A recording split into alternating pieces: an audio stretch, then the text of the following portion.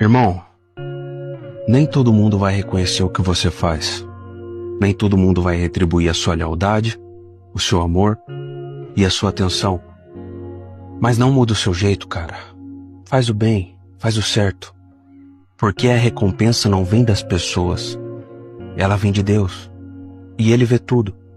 Até aquilo que ninguém valoriza. Continua fazendo bem. Mesmo num mundo que parece não merecer. Porque você prova que você é diferente.